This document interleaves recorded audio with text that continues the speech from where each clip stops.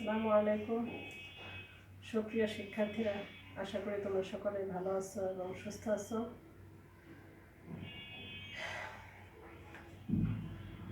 আমি আল্লাহর রহমতে ভালো আছি। তো আজকে আমি তোমাদের ক্লাস নিচ্ছি খুবই শোকাহত অবস্থায়। ডিসেম্বরের 9 তারিখ আমার বাবা ইন্তেকাল করেছে। তোমরা সকলে আমার বাবার জন্য দোয়া করবে, তার আত্মার শান্তির জন্য।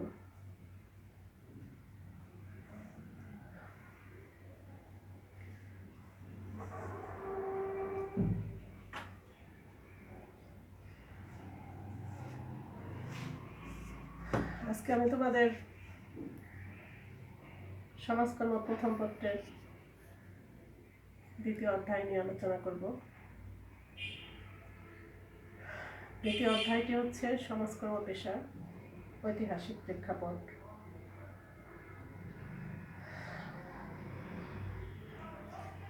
এই অধ্যায়ের যে আইটেম নিয়ে আমি আলোচনা করব সেটা হচ্ছে দরিদ্র আইন। আমি আজকে দরিদ্র আইনের ধারণা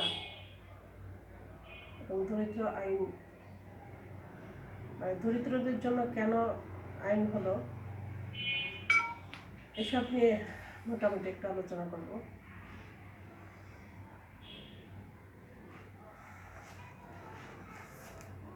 তাহলে শুরু করছি। দরিদ্র আইন।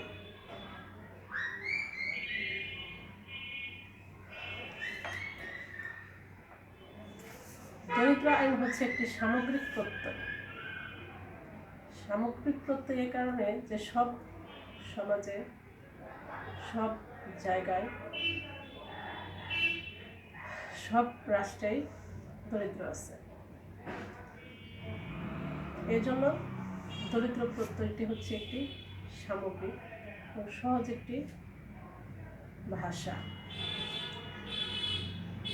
দরিদ্রদের অর্থনৈতিক ও সামাজিক সেবা প্রদান, দরিদ্রদের নিয়ন্ত্রণ অথবা দরিদ্র প্রসার রোধ করতে সরকারি পর্যায়ে গৃহীত যে কোনো আইনগত ব্যবস্থাকে দরিদ্র আইন হিসেবে বিবেচনা করা হয়।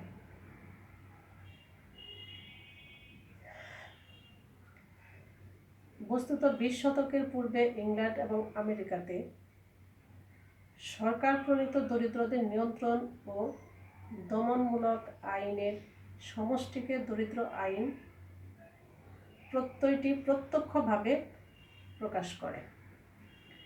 এসব দরিদ্র আইনগুলো দরিদ্রাগার স্থাপন, ত্রাণ ও সাহায্য, যোগ্য অযোগ্য দরিদ্র এবং ভিক্ষাবৃত্তি নিরুৎসাহিতকরণ প্রভৃতি পদক্ষেপ গ্রহণে আইনগত ভিত্তি রচনা করে।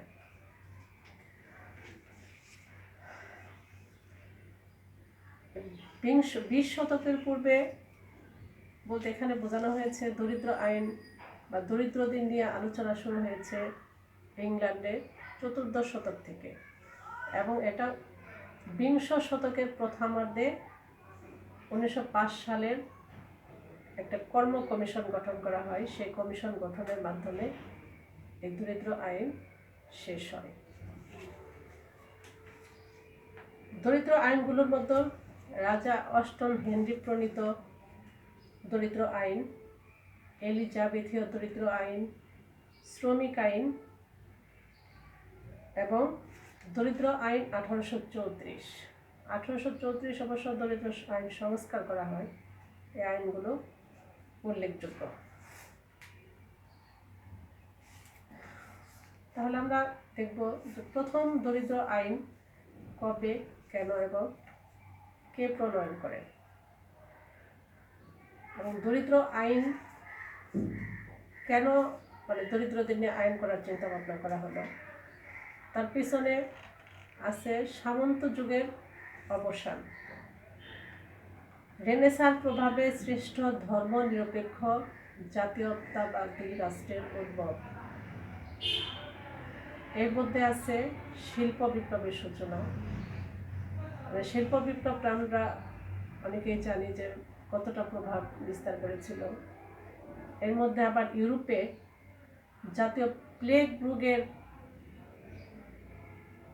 অবস্থা, ইউরোপে জাতীয় প্লেগ রোগ মহামারী আকারে দেখা যায়।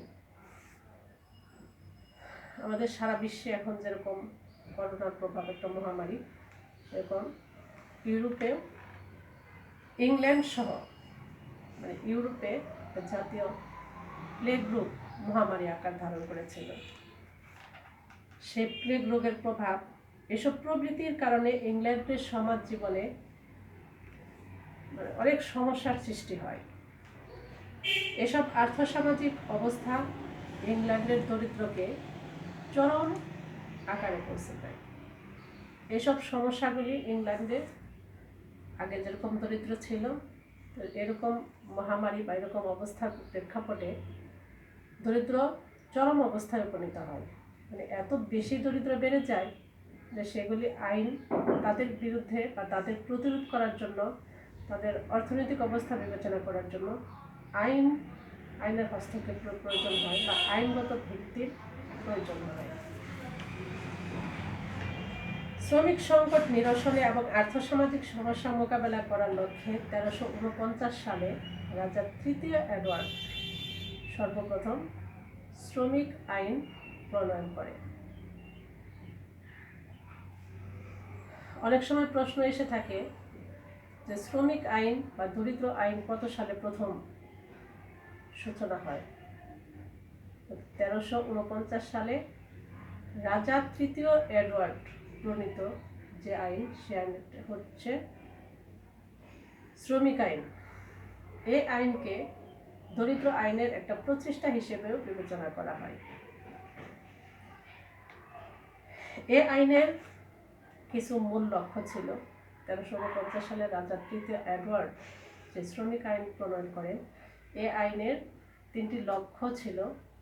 এই লক্ষ্যগুলো হচ্ছে সক্ষম দরিদ্রদের যে কোনো ইচ্ছুক মালিকদের অধীনে নিজ এলাকার কাজ করতে বাধ্য করা। যে সমস্ত দরিদ্র সক্ষম, যে সমস্ত শ্রমিক সক্ষম, সেই সক্ষম শ্রমিকদের যে কোনো ইচ্ছুক মালিকদের অধীনে কাজ করতে বাধ্য করা এবং সে কাজগুলো নিজ এলাকায়, যে সমস্ত দরিদ্ররা সক্ষম তারা কোনো ইচ্ছাধীন মালিক বা কোনো মালিক যদি চায় তাকে কাজ করাবে, তাহলে তার সাথে কাজ করতে বাধ্য মনে করা। 2 নম্বরটা হচ্ছে ভবঘ্রমী ও ভিক্ষাবৃত্তি বন্ধ করা। অনেকে যারা কাজকর্ম না করে ভবঘুরের মতো ঘুরে বেড়ায়, সেই ভবঘুরিমি এবং ভিক্ষাবৃত্তি রোধ করা। 3 নম্বর হচ্ছে সক্ষম দরিদ্রদের ভিক্ষাদান হতে জনগণকে বিরত রাখা। যে সমস্ত দরিদ্ররা সক্ষম তাদের ভিক্ষাদান করা থেকে জনগণকে বিরত রাখা, জনগণকে বোঝানো যেন যারা সক্ষম দরিদ্র তাদেরকে যেন ভিক্ষা দেওয়া না হয়। এই 3টি লক্ষ্য ছিল 1349 সালে শ্রমিক আইনের মূল বিবেচনার বিষয়। 1349 সালে রাজা তৃতীয় এডওয়ার্ড প্রণীত যে আইন, এই আইনেও সর্বপ্রথম ভিক্ষুকদের জন্য বা দরিদ্রদের জন্য কিছু লক্ষ্য নির্ধারণ করা হয়। তাদের প্রতিরোধ করার জন্য, তাদের দরিদ্র যেন পর্যায়ক্রমে বা ক্রমানুসারে বেড়ে না যায়, সেজন্য কিছু বিধিনিষেধ আরোপ করা হয়। তারপর আসে হ্যানেরীয় দরিদ্র আইন। সরকারি পর্যায়ে দারিদ্র সমস্যা মোকাবেলা করার লক্ষ্যে, এটা হচ্ছে প্রথম পদক্ষেপ সরকারি পর্যায়ে। রাজা অষ্টম হেনরি প্রণীত 1531 সালে একটি আইন প্রণয়ন করা হয়। রাষ্ট্রীয়ভাবে দরিদ্রদের একটু হস্তক্ষেপ করা হয় হ্যানেরীয় দরিদ্র আইনে। এটা রাজা অষ্টম হেনরি প্রণীত আইন। এই আইনটি 1531 সালে প্রণয়ন করা হয়। আলোচ্য আইনটি স্থানীয় বিচারককে নির্দিষ্ট ভিক্ষুকদের, যেমন বৃদ্ধ ও অক্ষমদের ভিক্ষা করার লাইসেন্স প্রদান। বৃদ্ধ ও অক্ষম 1349 সালের রাজা তৃতীয় এডওয়ার্ড প্রণীত শ্রমিক আইনে যে 3টি মূল লক্ষ্য ছিল, সেখানে কি ছিল যে সক্ষম দরিদ্রদের ভিক্ষা দেওয়া যাবে না বা তাদেরকে কাজ করতে বাধ্য করা। সেরকমই সেজন্য রাজা অষ্টম হেনরি প্রণীত হ্যানেরীয় দরিদ্র আইনে এখানে যারা অক্ষম এবং যারা বৃদ্ধ তাদের ভিক্ষা করার জন্য লাইসেন্স প্রদানের ব্যবস্থা করা হয়। যাদের লাইসেন্স আছে তারাই শুধু ভিক্ষা করতে পারবে, যাদের লাইসেন্স নাই তারা ভিক্ষা করতে পারবে না। এবং লাইসেন্সবিহীন ভিক্ষুকদের কঠোর শাস্তি প্রদানের ক্ষমতা দেওয়া হয়। যে সমস্ত দরিদ্রদের লাইসেন্স নেই তারা যদি লাইসেন্সবিহীন অবস্থায় ভিক্ষে করে তাহলে তাদের শাস্তির ব্যবস্থা রাখা হয়। ইংল্যান্ডের সরকারি পৃষ্ঠপোষকতায় দরিদ্রদের সাহায্য দান করার জন্য রাজা অষ্টম হেনরি 1536 সালে অপর একটি আইন প্রণয়ন করে। এ আইনকে প্রধানত ইংল্যান্ডের দরিদ্র আইন ব্যবস্থার প্রারম্ভিক ভিত্তি হিসেবে বিবেচনা করা হয়। প্রকাশ্যে ভিক্ষাবৃত্তি বন্ধ করার জন্য আলোচ্য আইনে বিধান করা হয়।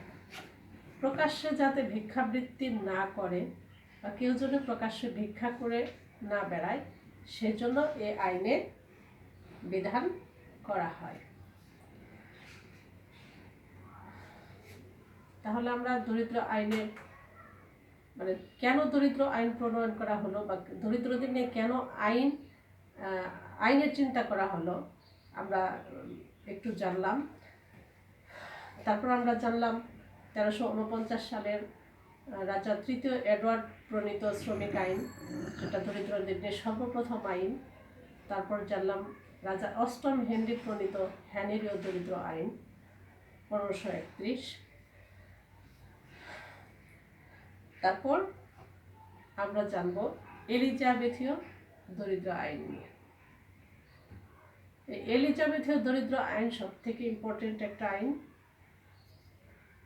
এটা অনেক সময়, বেশিরভাগ সময় বোর্ড প্রশ্নগুলোতে এসে থাকে। এলিজাবেথীয় দরিদ্র আইন এর আরেকটি নাম হচ্ছে 1601 সালের দরিদ্র আইন। এই 1601 সালের দরিদ্র আইন খুবই ইম্পর্টেন্ট একটা আইন। এই আইনটি খুবই গুরুত্বপূর্ণ। তোমরা অবশ্যই এটা অগ্রিমী করতে পারো। আমি আগামী ক্লাসে 1601 সালের দরিদ্র আইন নিয়ে আলোচনা করব, যা এলিজাবেথীয় আইন হিসেবে পরিচিত। আজ এ পর্যন্তই। তোমরা সকলে ভালো থেকো, সুস্থ থেকো।